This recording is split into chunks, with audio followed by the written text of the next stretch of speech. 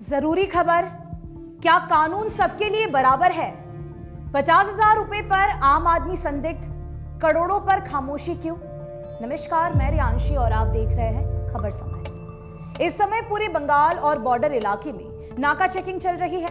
अगर आपके पास 50,000 रुपए से ज्यादा की कैश है तो पकड़े जाने पर आपको नकदी का पूरा हिसाब यानी कि उसका सोर्स दिखाना होगा। अगर आप ऐसा नहीं किया आपने तो आपकी रकम जब्त कर ली जाएगी।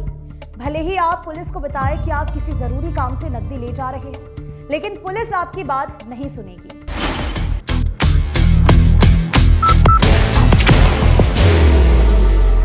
There will only be one insignia.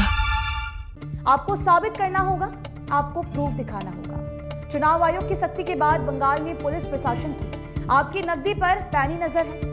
बता दें कि बंगाल के विभिन्न जिलों और इलाकों से आए दिन नकदी पकड़ी जा रही है। अगर करोड़ों की नकदी जब्त होती है तो अच्छी बात है, कानून को उसका स्रोत पता करना ही चाहिए। लेकिन कभी कभी लाख 1.5 लाख रुपए तक पुलिस जब्त कर ले तो बड़ा आश्चर्य होता है।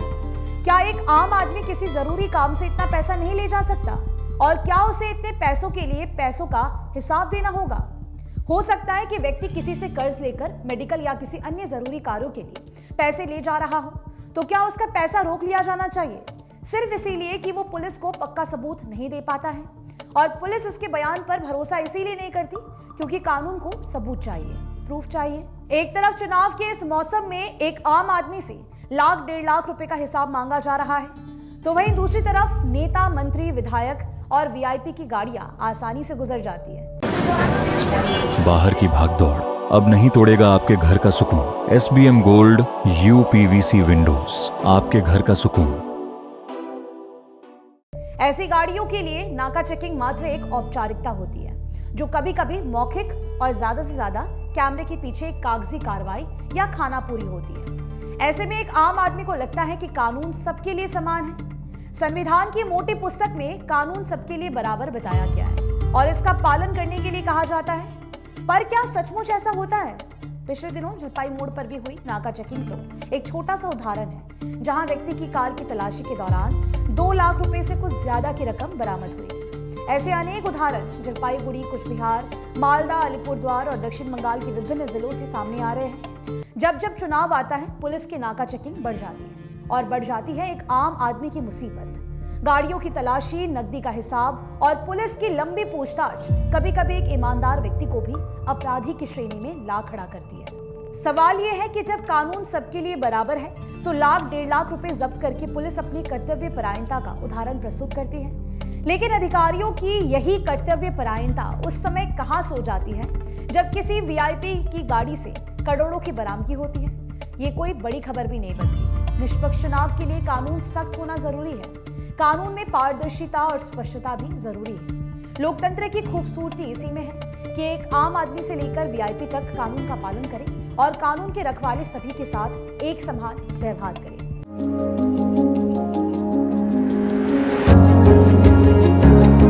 मनोकामना हॉस्पिटल, इस्कॉन मंदिर रोड, सेवक रोड, सिलीगुड़ी।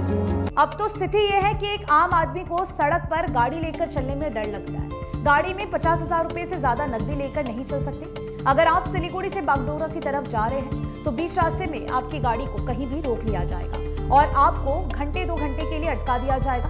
अगर आप किसी जरूरी काम से जा रहे हैं तो निश्चित समय के भीतर आपका काम नहीं होगा। ये पक्की बात है।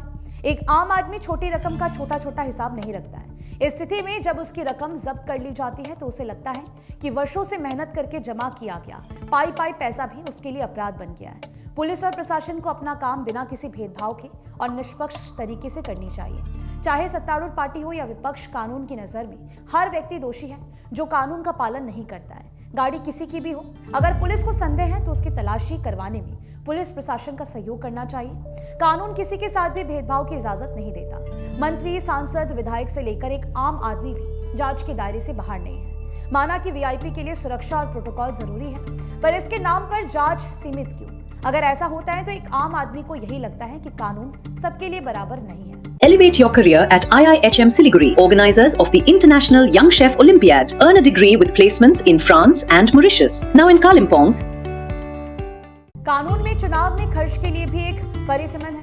हर उम्मीदवार को रैली, रोड शो, चुनाव प्रचार आदि में खर्च किए गए हिसाब का हलफनामा प्रस्तुत करना पड़ता है। पर क्या चुनाव जीतने वाला अथवा हारने वाला एक नेता चुनाव प्रचार के दौरान अपने खर्च किए गए हिसाब का सही विवरण दे पाता है? एक लोकसभा, विधानसभा के उम्मीदवार को चुनाव में करोड़ों रुपए खर्च करना पड़ता है। क्या ये पैसा बैंकिंग सिस्टम से आता है?